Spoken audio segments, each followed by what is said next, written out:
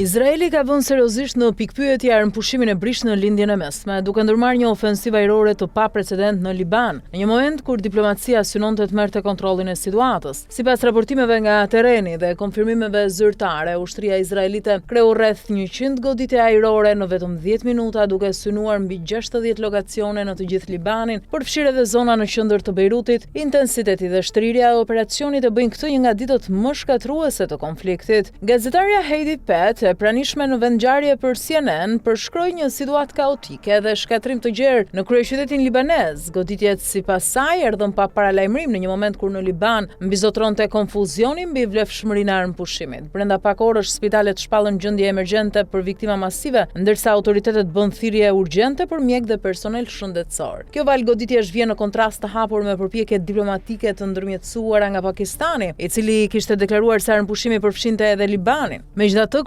Ministri izraelit Benjamin Netanyahu e hodhi poshtë këtë interpretim duke deklaruar se marrëveshja nuk zbatohet për territorin libanez, një qëndrim që në praktikë është reflektuar menjëherë në terren. Kryeministri pakistanez Shehbaz Sharif reagoi duke paralajmëruar se shkeljet e armëpushimit minojnë procesin e paqes, duke u bërë thirrje të gjitha palëve të tregojnë përmbajtje dhe të respektojnë marrëveshjen dyjavore për t'i dhënë hapësirë diplomacisë. Edhe Kombet e Bashkuara reaguan me tone të forta. Koordinatoria speciale për Libanin, Jean Hennis, deklaroi se vala e fundit e goditjeve erdhi pikërisht në momentin kur po rriteshin shpresat për ndaljen e dhunës. Nga ana e saj, Agjencia e OKB-s për refugjatët raportoi për një bilanc në rritje viktimash dhe dëme masive, duke theksuar se civilët po paguajnë sërish çmimin më të lartë. Ndërkohë, drejtuesi i Këshillit Norvegjez për refugjatët, Jan Egeland, foli për skenatron ditëse me shkatrim të madh dhe shumë viktima, duke kërkuar ndalimin e menjëhershëm të veprimeve ushtarake dhe tërheqjen e forcave izraelite nga zonat e okupuara në Liban. Analistët në terren e krahasojnë shkallën e goditjeve me periudha të errta historike, përfshirë pushtimin izraelit të Beirutit në vitin 82. Për herë të parë pas shumë kohësh, objektivët nuk u kufizuan vetëm në periferitë jugore të kryeqytetit, por prekën zona të gjera urbane, duke rritur ndjeshëm rrezikun për popullsinë civile.